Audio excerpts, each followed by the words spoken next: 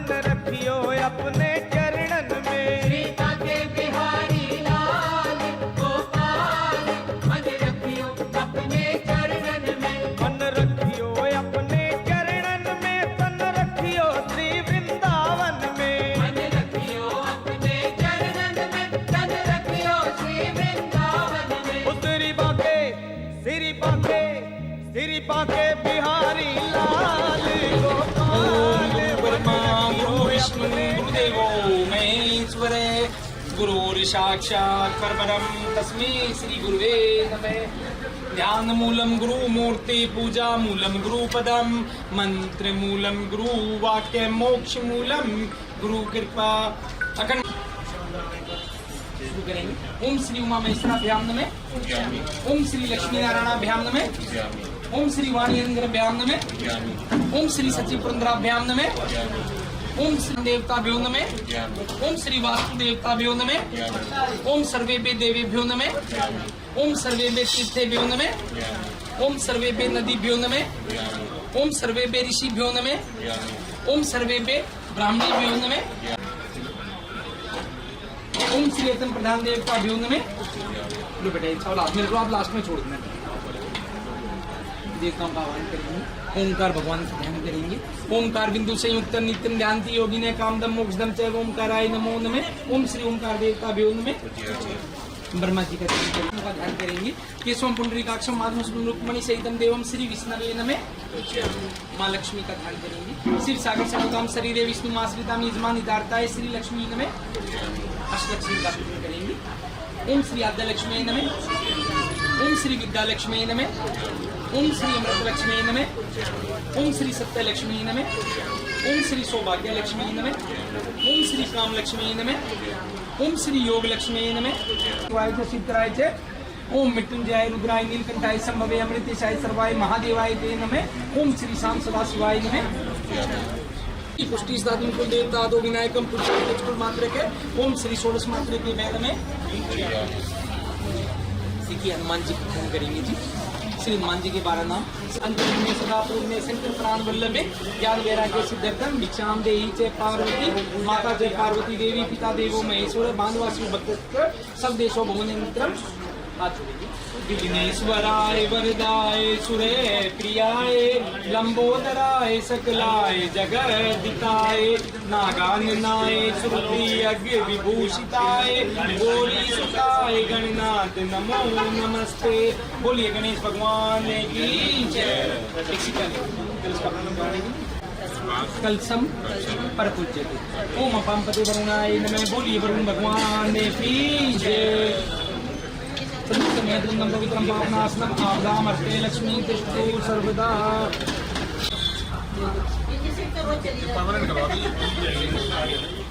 जी आप नीचे आते बेटा पापा को टच कर दो। अपने फोटो का ध्यान करेंगे कि पितृ देवता अपनी कृपा दृष्टि हमारे ऊपर बनाए रखें। इसलिए देखिए आज विश्राम दिवस है। भगवान की सिंह कृपा जो घर में भाग है। और दूसरा उसके बाद सोमवती अमावस, क्योंकि ये कहते हैं कि जो सोमवती अमावस है ये पांडवों को मिलेंगी। वो हिमालय में गल गए मतलब आगे बर्फ में, पर उनको अपना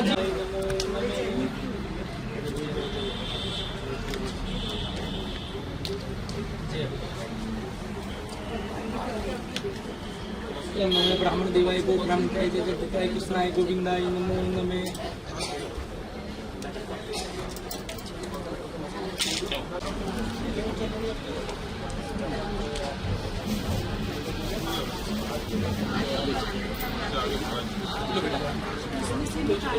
ये रखिए इधर। माया देव परिपूरन कदस्तूर में यद अक्षर पदभ्रष्ट मात्राहीन यद भवे तत्सर्व क्षम्यता देव प्रसीद परमेश्वर। ओम यज्ञ मजंते देशानि धर्माणि पद्मासन्ते नामान चंद्रपूर्वे साध्या संति देव। सिक्के जो मिलानी होते हैं जितने भी अभी सामग्री आप अपने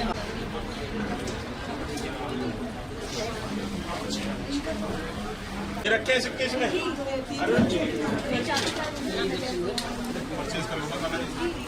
हाँ जी हरिलाल की श्री राम जय जय श्री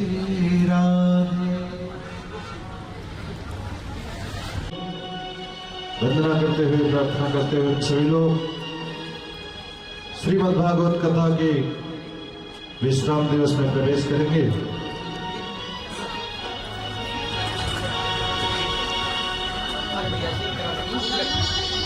पधारो गौरी के लाला गणपति आने पधारो, ओ गौरी के लाला गौरी के लाला गौरी के लाला गौरी के लाला गणपति आने पधारो गौरी के लाला गणपति आज पधारो लाला। तब सभा में तुमको बुलाओ, तब सभा में तुमको बुलाओ, तुमको बुलाओ देवा तुमको मनाओ, तुमको बुलाओ देवा श्री झुकाओ गौरी के लाला गणपति आने पधारो गौरी के लाला गणपति आने पधारो गौरी के लाला। जय श्री महाराज की।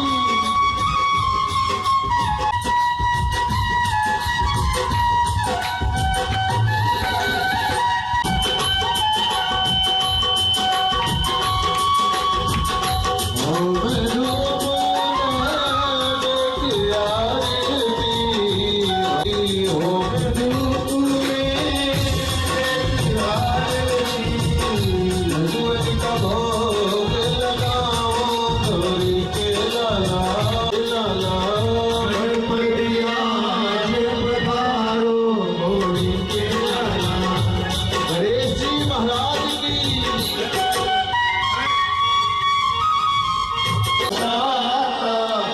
बारंबार मनाओ गौरी के लाला, बारंबार मनाओ गौरी के लाला। गणपति आने पधारो गौरी के लाला, गणपति आने पधारो गौरी के लाला, गणपति आने पधारो गौरी के लाला।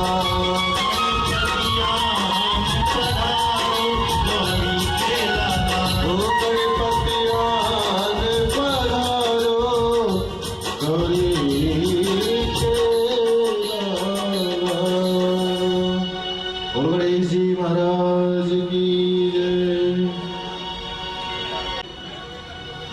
विज्ञान विहार के भवन प्रांगण में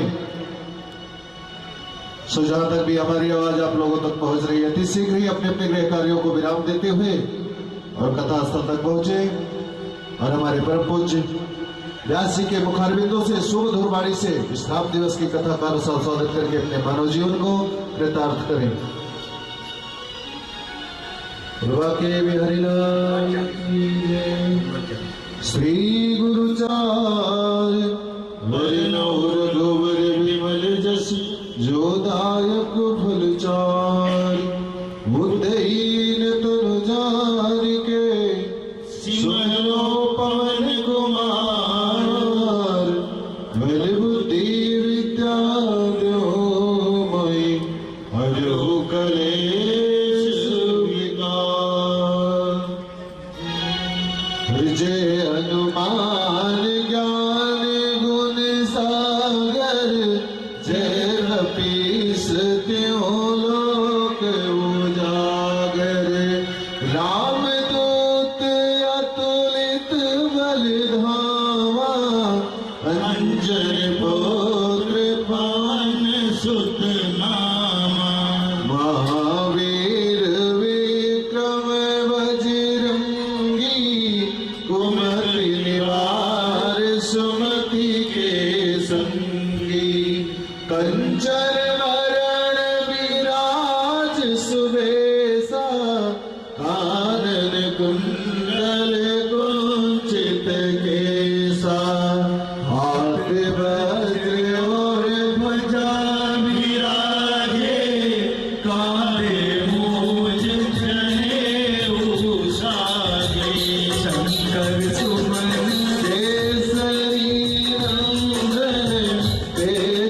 प्रताप महाजगवंदन विद्यावान गुणी आज करिबे तो आतुर प्रभु चरित सुनबे को रसिया राम लगन सीता वन बसिया सोच में रोग धर सियहि दिखावा विकट रूप धरि रंग जनावा ये में रोग धरे असुर सजारे रामचंद्र के काज सवारे लाय सजीवन लखन जियाए श्री रघुवीर हरि शूर लाए रघुपति कीन्ही बहुत बड़ाई तुम मम प्रिय भरत सम भाई सहस बदन तुम जो यस गावे यस गई श्रीपद कंठ लगावे तो सरितादिक ब्रह्मादि मुनीसा नारद सारद सहित अहिसा यम कुबेर दिग्पाल जहाते कवि गोविंद कहि सके गाते तुम उपकार सुनी है दीना राम मिलाय राजपथ दीना तुमरो मंत्र विभीषण माना लंकेश्वर भय सब जग जाना युग सहस्त्र जो जन पर भानो नील उतारे मधुर पर गानो प्रभु देखा मेल मुख माही जल ज्ञान जय चर जनाही तुरे कम काज जगत के देते सुख तुम राम द्वारे तुम रखवारे होत ना क्या बिनु है हारे सब सुख लहे तुम्हारी सरना तुम रक्षना हो डरना तेज समारो या पे तीनों लोक नाथ के कापे भूत पिशाच निकट नहीं आवे महावीर जब नाम सुनावे नासे रोग हरे सब पीरा जपत निरंतर हनुमत वीरा संकट से हनुमान छुड़ावे मन ब्रह्मचर्य ध्यान जो लावे सब पर राम तपस्वी राजा जिनके कार्य सकल तुम साजा और मनोरथ जो कोई लावे सोए अमित जीवन फल पावे चारों जुग पर ताप तुम्हारा है पर साधु संत के तुम रखवाले असुर निकंदन नाम दुलारे अष्ट सिद्ध गौरिद के दाता यशोर दीन जानकी माता राम रसायन तुम्हारे पाशा सदा रहो रघुपति के दासा तुम्हारे भजन राम को पावे जन्म जन्म के दुख बिसरावे अंत काल रघुवर पुर जाई जहाँ जन्म हरि भक्त कहाई और देवता चित्त नगरई हनुमत से जन्म सुख जनी संकट कटे पिटे सब पीरा जो सुख है हनुमत बलवीरा ओ जय जय जय हनुमान गोसाई करो गुरुदेव कृपाई जो सतबार पाठ करे कोई छोड़ई वंदे महासुख कोई जो या पढ़े हनुमान चालीसा होय सिद्ध साखी गौरीसा तुलसीदास सदा हरि तेरा नाथ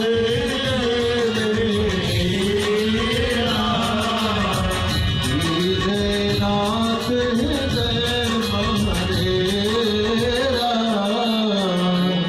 भवन तरे संकट हरण मंगल मूर्ति रूप राम लखन सीता सहित हृदय बसो स्वरूप गुरुराज की जय श्रीमद् भागवत महापुराण की जय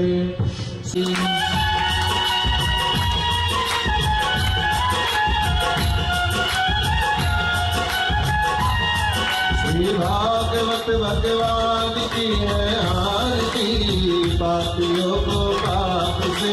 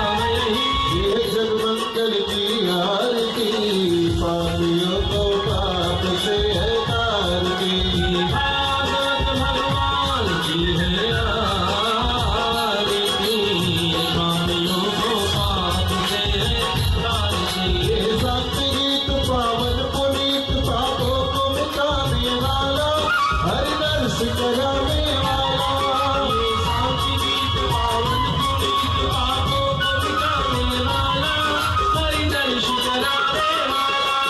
ये सुख करनी ये दुख हरनी, ये सुख करनी ये दुख हरनी, श्री मधुसूदन की आरती, पापियों को पाप से है तारती। भागवत भगवान की है आरती, पापियों को पाप से है तारती। ये मधुर बोल रघुवंश घोल सन्मार्ग दिखाने वाला, बिगड़ी को बनाने वाला, ये मधुर बोल जगवंत बोल सन्मार्ग दिखाने वाला, बिगड़ी को बनाने वाला। श्री राम यही घनश्याम यही, श्री राम यही घनश्याम यही, श्री कृष्ण यही घनश्याम यही, श्री कृष्ण यही घनश्याम यही। प्रभु के महिमा की आरती, पापियों को पाप से है तारती। भागवत भगवान की है आरती, पापियों को पाप से है तारती। कर्पूर गौरम करुणावतारम संसार सारम भजेन्द्रहारम,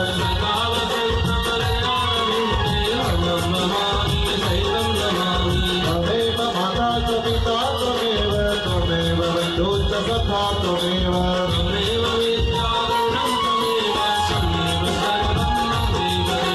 त्वमेव सर्वं त्वमेव देवा, त्वमेव सर्वं वासुदेवा।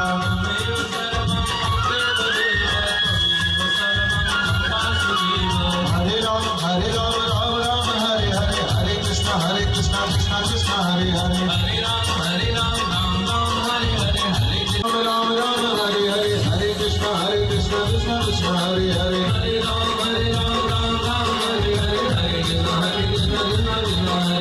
हरे कृष्ण कृष्ण कृष्ण कृष्ण कृष्ण।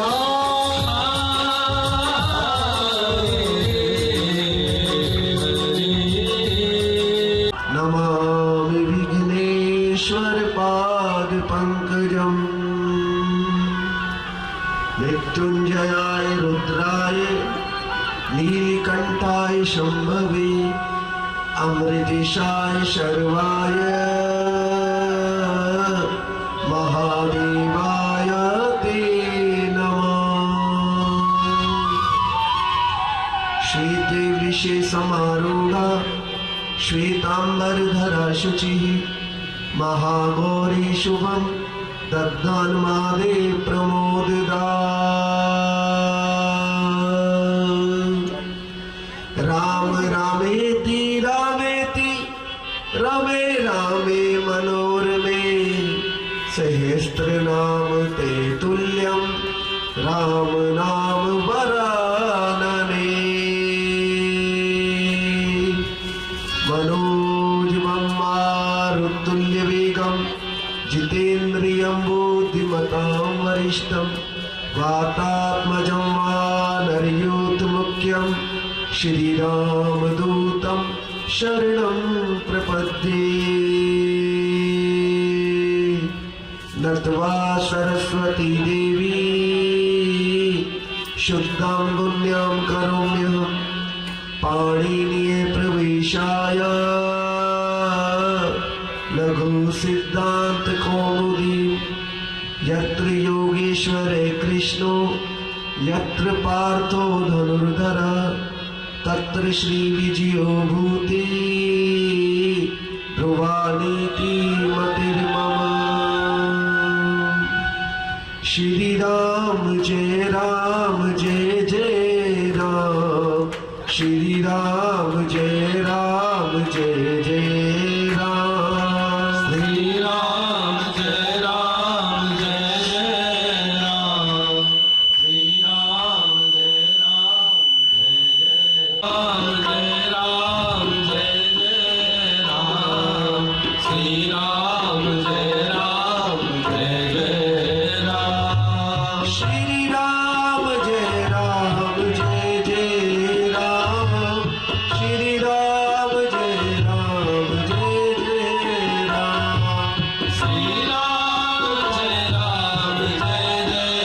राम, श्री राम जय जय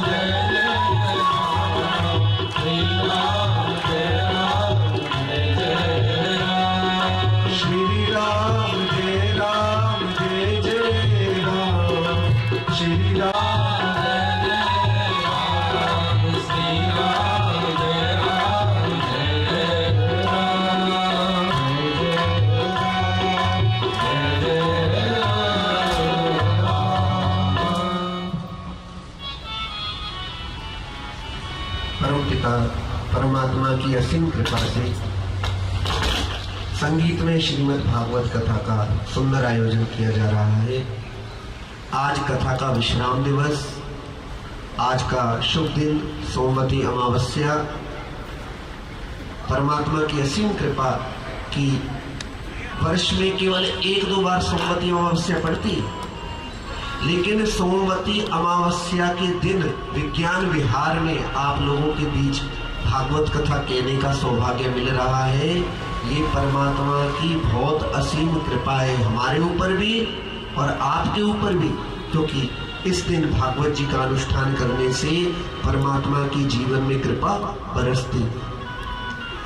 भागवत कथा में कल हमने कृष्ण और रुक्मिणी मैया के विवाह को बड़े धूमधाम के साथ मनाया और कृष्ण और रुक्मिणी मैया के संयोग से एक सुंदर पुत्र की उत्पत्ति हुई जिसका नाम रखा गया प्रद्युम्न। प्रद्युम्न जी जब 10 दिन के थे तो सूतिका ग्रह से शंबरासुर नाम का असुर उन्हें हरकर ले गया। अब प्रश्न उठता है कि 10 दिन के बालक से शंबरासुर को क्या शत्रुता थी? शंबरासुर को पता था कि जो ये बालक है इसी के हाथों से मृत्यु लिखी हुई है। अपनी मृत्यु को टालने के लिए शंबरासुर ने प्रद्युम्न जी का हरण किया और समुद्र में फेंक दिया। समुद्र में एक मछली निकल गई और जब मछुआरे ने मछली को पकड़कर घर ले जाकर काटा उस मछली को, तो बालक रोने लगा। बालक को देखकर मछुआरे को दया आई और शंबरासुर की दासी है मायावती, उसको सौंप दी। इस प्रकार शंबरासुर का शत्रु शंबरासुर के घर में ही पहुंच गया। होई सोई जो राम रचि राखा, होई सोई जो राम रचि राखा, होगरि तर्क बड़ा साखा, होगरि तर्क बड़ा साखा, होई सोई जो राम रचि राखा, कोकरि तर्क बढ़ावे साखा। जीवन में हम बार बार अनुभव करते हैं कि हम सोचते कुछ है और होता कुछ और। भगवान के जीवन में भी ऐसा ही है। कन्हैया जब मनुष्य के शरीर में आते हैं तो भगवान को भी कष्टों का सामना करना पड़ता है। इसलिए जीवन में विपत्तियों के अंदर कभी भी ये न सोचो ये क्या हुआ। क्यों? क्योंकि मनुष्य का जो शरीर मिला है ये जीवन में संघर्ष करने के लिए ही मिला है। बोल बांके बिहारी लाल की। जिंदगी हसीन है, जिंदगी से प्यार करो। है अंधेरा तो क्या, उजाले का इंतजार करो। यह पल भी आएगा जिसका इंतजार है आपको। कन्हैया पर भरोसा और वक्त का इंतजार करो। जिंदगी हसीन है, जिंदगी से प्यार करो। जीवन में कितनी भी बड़ी विपत्ति हो, लेकिन भगवान की कृपा से बड़ी विपत्ति नहीं हो सकती। इसलिए जीवन में दुख के समय को भी आशा के सहारे काटना चाहिए। दुख में भी हमेशा परमात्मा की कृपा का अनुभव करना चाहिए। दुख के अंदर भी दुखी नहीं होना चाहिए। क्यों? क्योंकि परमात्मा ऐसे है जो जीवन से सभी कष्टों को हरने की शक्ति रखते। शंबरासुर का शत्रु प्रद्युम्न शंबरासुर के घर में ही जाकर बड़ा होने लगा। जब धीरे धीरे प्रद्युम्न जी बड़े हुए तो एक दिन मायावती से कहने लगे, देवी वैसे तो तुम माता के समान हमारा पालन पोषण करती हो, लेकिन अब तो माता जैसी कोई बात दिखाई नहीं पड़ती। ये बात सुनी तो मायावती कहने लगी, नाथ आप शायद भूल गए, लेकिन मैं नहीं भूली कि आप ही मेरे पति कामदेव हैं और मैं आपकी पत्नी रति हूं। जब भोले बाबा ने कामदेव को भस्म किया तो रति बहुत रोई और भोले बाबा इनकी इसमें क्या गलती थी? ये तो देवताओं को कार्य सिद्ध करने के लिए ही आपके पास आए, क्योंकि यदि आप विवाह नहीं करते तो तारकासुर नाम का असुर नहीं मारा जाए। ये तो देवताओं के कार्य के लिए ही आए थे, क्योंकि इनके जीवन का उद्देश्य था कि देवताओं का कार्य सिद्ध हो, भोलेनाथ विवाह करे और विवाह करके उनके पुत्र की उत्पत्ति हो और शंबरासुर मारा जाए। और जीवन में जो दूसरों के हित के लिए अपने प्राण दे देता है, उसके लिए इस संसार में कुछ भी दुर्लभ नहीं है। पर हित बस जिनके मन माही, पर हित बस जिनके मन माही, मैं कहूँ जग दुर्लभ कछु नाही।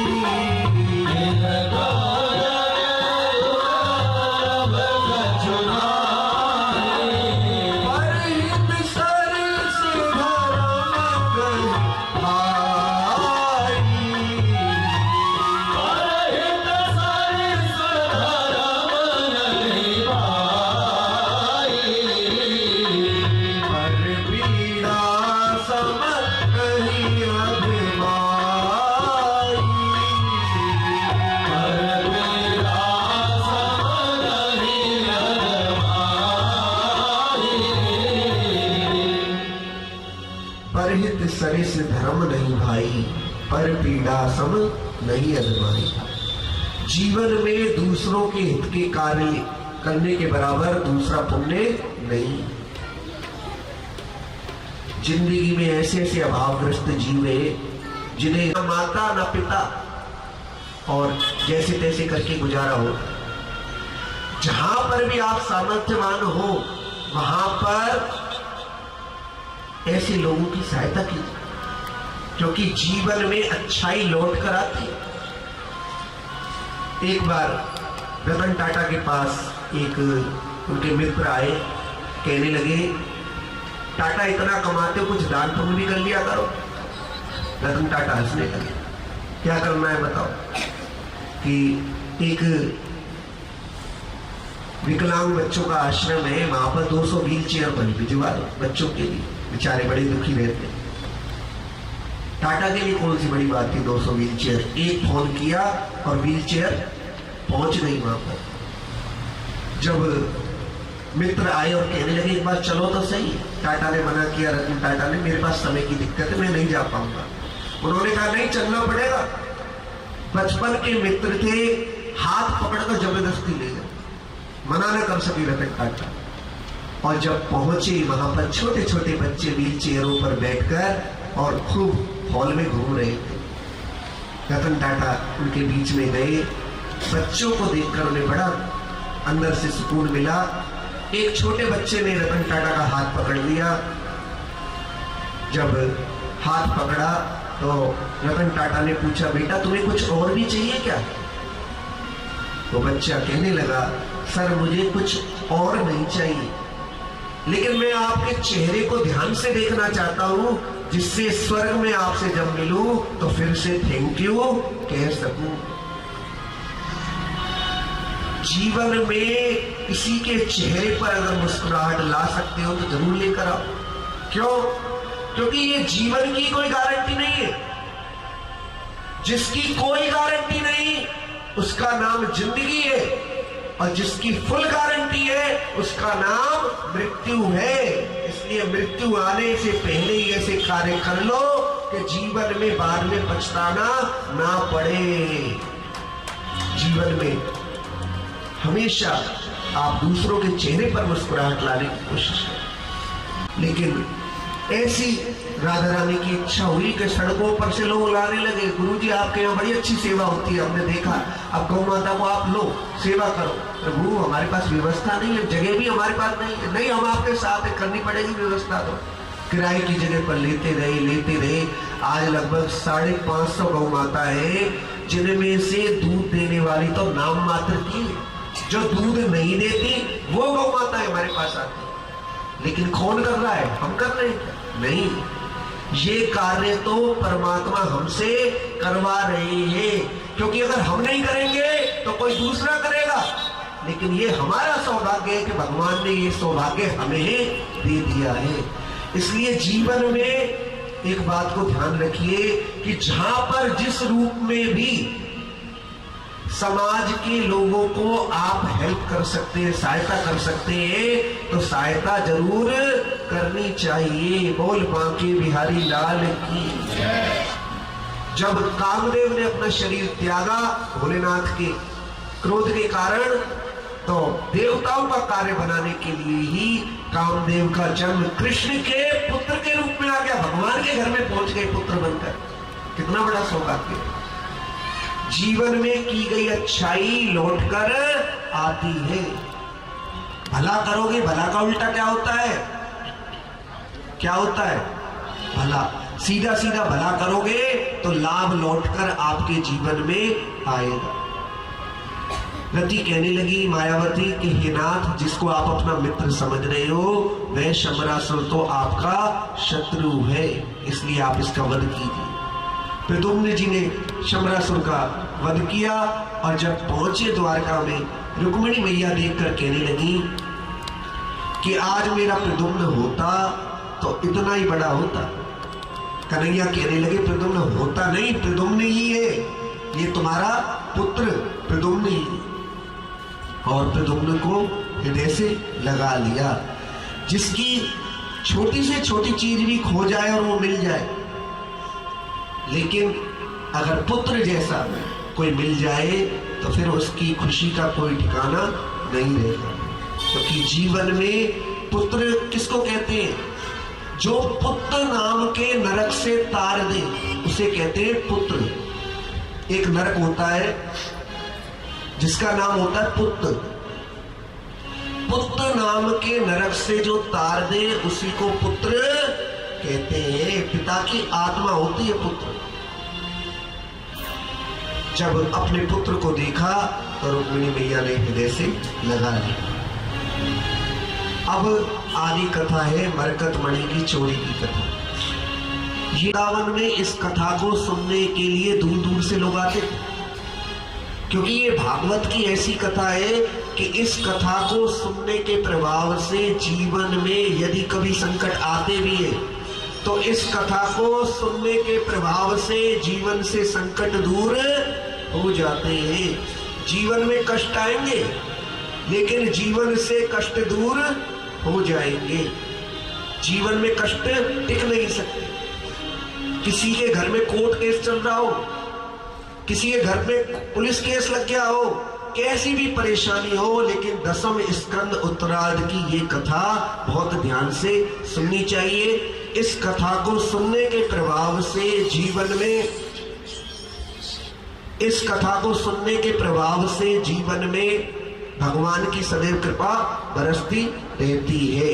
ऐसी भगवान की सिद्ध कथा है श्रीमद् भागवत कथा की ये कथा।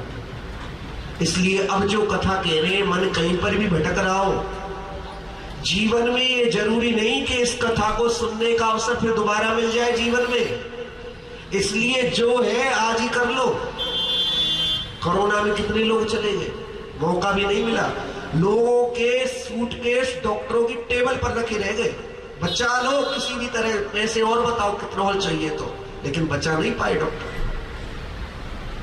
इसलिए जिंदगी का कोई भी भरोसा नहीं है। क्या भरोसा है इस जिंदगी का, क्या भरोसा है इस जिंदगी का, क्या भरोसा है इस जिंदगी का, क्या भरोसा है इस जिंदगी का। साथ देती नहीं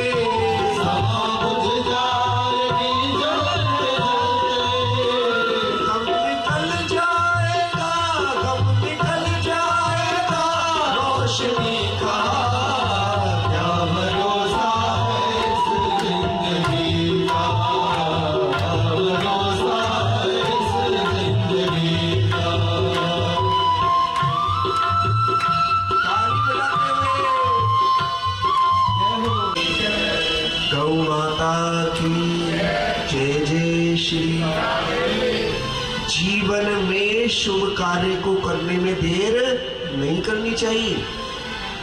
शास्त्र कहता है शुभस्य शीघ्रम, शुभ कार्य को करने में देर ना करो, क्योंकि हो सकता है फिर उस कार्य को करने का मौका ना मिले जीवन में। एक संत थे, कहीं से उन्हें सिक्के मिले और सिक्कों से संकल्प ले लिया कि इनसे भंडारा करूंगा वृंदावन में और संतों को खिलाऊंगा। छप्पर के अंदर डाल दिए सिक्के, लेकिन उनकी मृत्यु हो गई। उनके साथ के संत एक दिन जा रहे थे तो वह प्रेत बने हुए दिखाई पड़े। अरे तुम प्रेत कैसे बन गए? भैया बहुत दुखी हूं, क्योंकि मैंने जीवन में संकल्प लिया था कि सिक्कों से मैं भक्तों के लिए वृंदावन में प्रसाद की व्यवस्था करूंगा, लेकिन मेरा संकल्प पूर्ण नहीं हुआ। इसलिए जब तक उन सिक्कों से भक्तों के लिए भोजन की व्यवस्था नहीं होगी तब तक मैं ऐसे ही घूमता रहूंगा। दूसरे उनके मित्र थे संत, उन्होंने सिक्के निकलवाए, उनको बेचा, पैसा आया, उससे भंडारा किया संतों के लिए, तब जाकर उनकी मुक्ति हुई। इसलिए जीवन में जो कार्य सोचो उसे पूरा जरूर कीजिए। हमने देखा ऐसा जीवन में, भक्तों के जीवन में भी देखा। संकल्प ले लिया, हाँ मैं ये काम करूंगा, और उसके बाद में पीठ दिखा दी। तो जीवन में याद रखना कि संकल्प करके, संकल्प लिया है बेटी की शादी करानी है तो करानी है, इसमें क्या सोच विचार, क्या किंतु परंतु।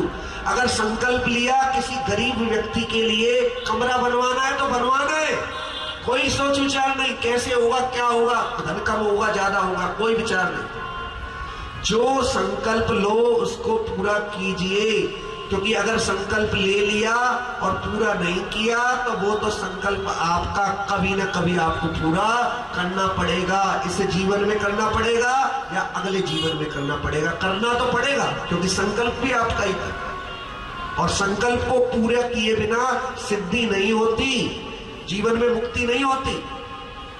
इसलिए या तो अच्छे कार्य को करने की सोचो मत, बिल्कुल कैंसिल कर दो, लेकिन अगर अच्छे कार्य को करने का मन बना लिया तो उसमें किंतु परंतु सोच विचार, अब करेंगे, कल करेंगे, परसों करेंगे, ऐसा नहीं होना चाहिए। काल कुठार लेकर घूम रहा है, न जाने कब खोपड़ी पर बजा दे कुठार को। इसलिए शुभस्य शीघ्रम, शुभ कार्य में देरी नहीं करनी चाहिए, शास्त्र का वचन।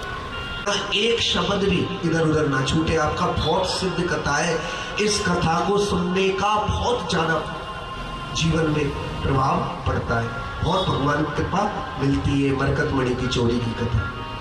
एक दिन द्वारकाधीश बैठे हुए थे, तभी सत्राजित नाम के यादव वीर आए। सत्राजित के पास सूर्य भगवान की दी हुई मणि थी, एकदम सूर्य के समान चमक रहे थे। दरबारियों ने देखा तो बड़ी प्रशंसा की, वाह वाह सत्राजित जी, आनंद आ गया, आप तो सूर्य के समान चमक रहे। द्वारकाधीश ने अपने सरल स्वभाव के कारण कह दिया, सत्राजित जी मणि तो आपके पास है, लेकिन इस मणि का उपयोग आपके लिए ही हो रहा है, प्रजा के लिए तो कुछ हो नहीं ना। आप ऐसा करो, इस मणि को राजकोष में जमा कर दो, इससे जो सोना निकलेगा उससे गरीब बेटियों का विवाह होगा, राजमार्ग पर पेड़ लगाए जाएंगे, जो राहगीर है उनके लिए धर्मशालाएं बनवाई जाएंगी, गरीबों को अन्नदान होगा। सारे कार्य बताए, लेकिन मांगने वाले कन्हैया है, भगवान है, तीन लोक के स्वामी है। लेकिन सत्राजित जी ने साफ मना कर दिया कि कन्हैया ये मणि मेरी है, मैं नहीं दे सकता इस मणि को आपको। कन्हैया ने कहा कोई बात नहीं, नहीं दे सकते, कोई बात नहीं, ये तो आपकी इच्छा है। सत्राजित जी तो चले गए और एक दिन सत्राजित का भाई प्रसेन उस मणि को पहनकर जंगल में शिकार खेलने के लिए गया, लेकिन एक जंगली शिकार ने प्रसेन पर आक्रमण किया और प्रसेन को मार दिया। चमचमाती हुई मणि को लेकर आगे बढ़ा। शेर को देखकर एक भालू ने सिंह को मार दिया और वह मणि भालू ने अपनी कन्या को खेलने के लिए दे दी। इधर जब कई दिनों तक प्रसेन घर वापस नहीं लौटा तो सत्राजित जी अपनी पत्नी से कहने लगे, देखो सुनती हो हमारे साथ क्या हुआ, क्या हुआ? कि द्वारकाधीश ने मुझसे मणि मांगी थी और जब मणि मैंने नहीं दी तो दूसरे तरीके से मणि ले ली। ना प्रसेन का पता है और ना मणि का पता है। लेकिन ये बात मैं तुमसे कह रहा हूं, तुम किसी से ना कहना। लेकिन माताओं बहनों की आदत होती है, जब तक अपने हृदय की बात अपनी सखी से, अपनी मित्र से, अपने पड़ोसी अड़ोसी से ना कहे, तब तक वो हृदय की बात अधूरी रहती। सतराज जी की पत्नी पड़ोस में गई और अपनी सखी से चर्चा की, देखो हमारे साथ कितना बुरा किया द्वारकाधीश ने, मणि भी ले ली और प्रसेन का भी पता नहीं। पर ये बात मैं तुमसे कह रही हूं, तुम किसी से मत कहना। अरे बहन मैं कह सकती, तुझे लगता है ऐसा? तेरी पक्की सखी हूं मैं तो यूं समझ ले मुंह पे ताला लगा लिया, बस तूने कह दी बात यहीं की बात यहीं करेगा। एक कान से दूसरे कान में, दूसरे से तीसरे में, तीसरे से चौथे, चौथे से पांचवें, 10वें, और पूरे द्वारका में बात फैल गई। लोग कृष्ण को गालियां देने लगे। देखो देखो आदत बदली नहीं। छोटे थे तो माखन मिश्री की चोरी करते थे, बड़े हो गए तो अब हीरे मोती चुराने लगे, मणि चुराने लगे। यहां तक लिखा है कि कृष्ण के सगे भाई बलराम जी भी कन्हैया पर संदेह करने लगे। और लाला मणि को ना पता लग रहा, भैया दाऊ भैया आप मुझसे क्या पूछ रहे हैं, मेरा मणि में क्या योगदान है, मुझे नहीं पता मणि कहां है। अरे रहने दे लाला, मैं सब जानू तो तू कैसा बचपन से चोर है। कन्हैया को बड़ा दुख पहुंचा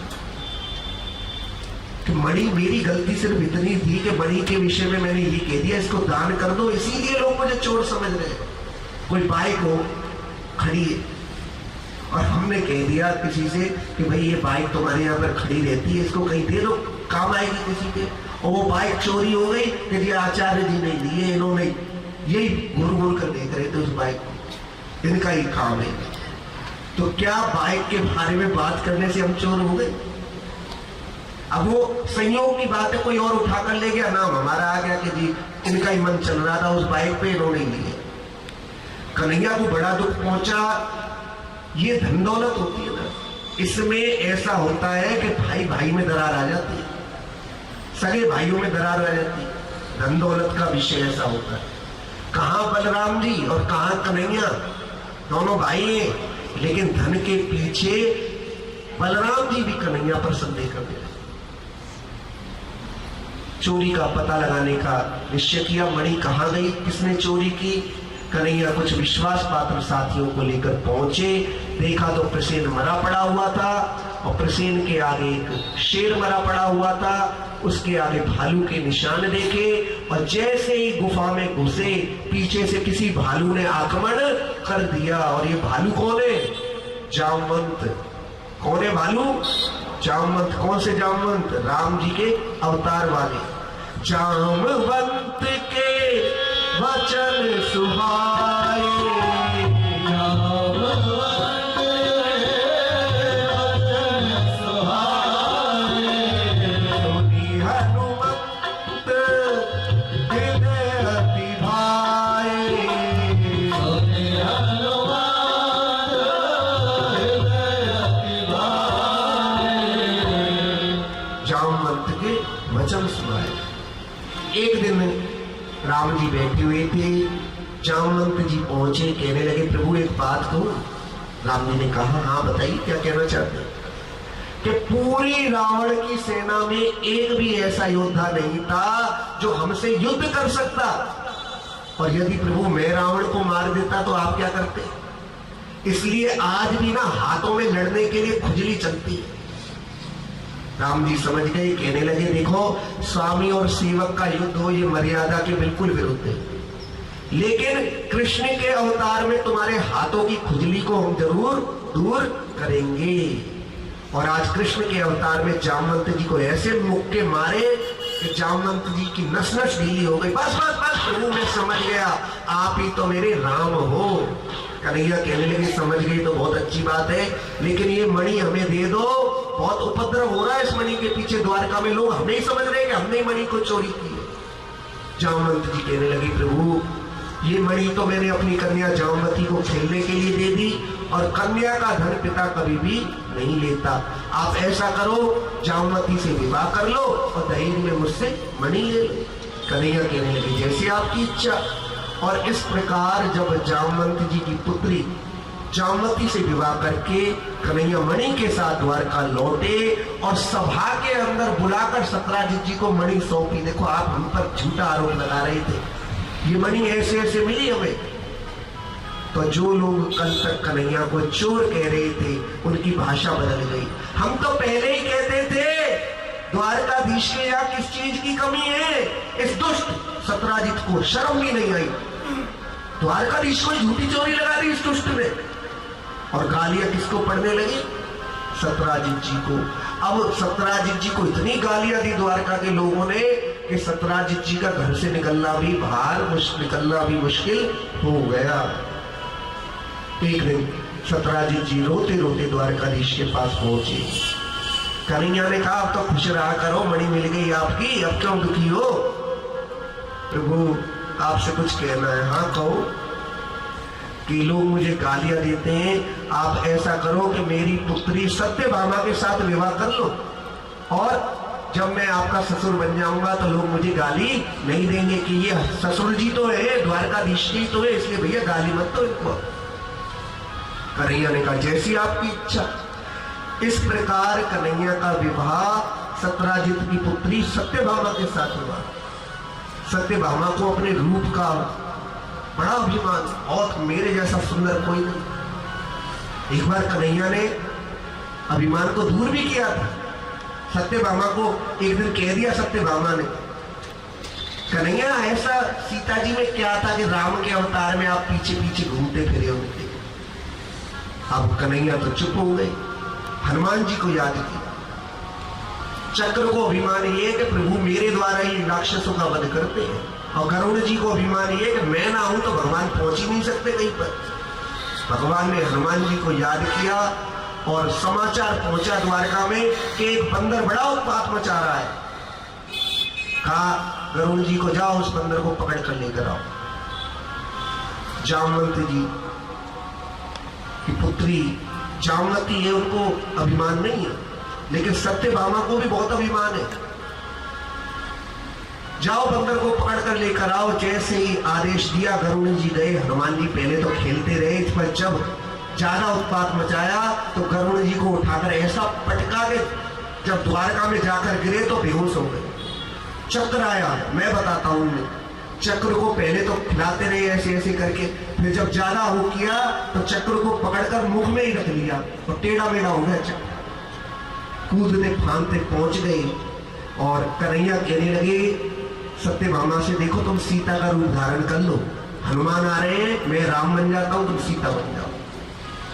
राम बनकर अपने सिंहासन पर बैठ गए और सत्यभामा सीता का रूप धारण करके जब बैठी तो हनुमान जी आए, प्रणाम किया, पूछने लगे प्रभु ये किस दासी को बिठा लिया अपने साथ आपने? किस दासी को बिठा लिया अपने साथ? तब सत्यभामा के रूप का अभिमान दूर हुआ कि सीता जी कितनी सुंदर होंगी। जब हनुमान जी दासी कह रहे हैं तो सीता जी का रूप तो सीता जी जैसा ही हो सकता है। इस प्रकार देखिए हनुमान जी की लीलाएं, चाहे वो राम अवतार हो, चाहे कृष्ण अवतार हो, चाहे शिव अवतार हो, कोई भी लीला हो, लेकिन हनुमान जी की लीलाएं तो आपको हर जगह मिलेंगी। हमने कहा था एक चौपाई को जीवन में पकड़ लेना, कहीं जाने की जरूरत नहीं पड़ेगी। कौन सी? संकट कटे मिटे सब पीरा, संकट कटे मिटे सब पीरा, सो मेरे हानो मत बलवीरा, सो मेरे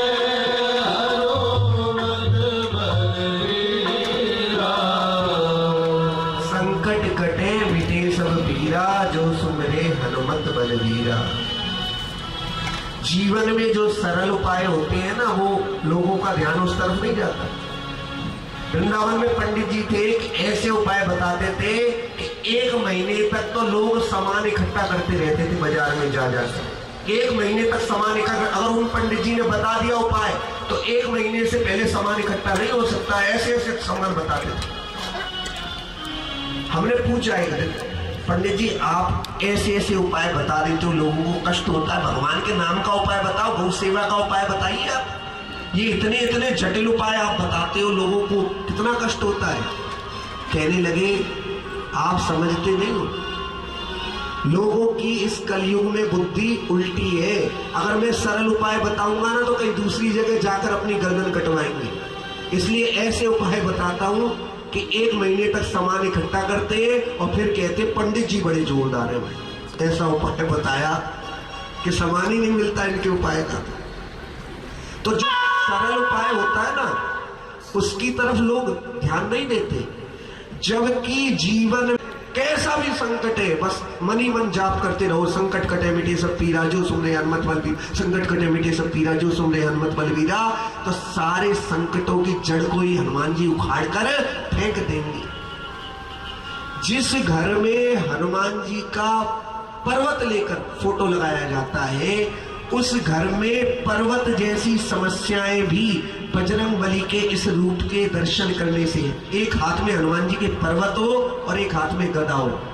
अगर जीवन में संकट है, पितरदोष है, हनुमान जी का बड़ा सा फोटो लगा दो, कैसा, एक हाथ में पर्वत वाली फोटो हो जिसमें पर्वत हो, तो जीवन से पर्वत जैसी समस्याएं भी बजरंग बली की कृपा से दूर हो जाती है।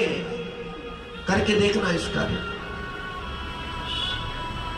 एक हाथ में गदा और एक हाथ में बजरंग बली की पर्वत वाली फोटो जिसमें पर्वत लेकर जा रहे हैं, और उसके रोज दर्शन करो। पर्वत जैसी समस्याएं भी बहुत जल्दी छूमंतर हो जाएंगी। बोल राम भक्त हनुमान की, बजरंग बली की, अंजनी के लाला की। ऐसा हमारे शास्त्रों में वर्णन है। लेकिन सबसे दुख की बात यह है कि जो सरल उपाय बता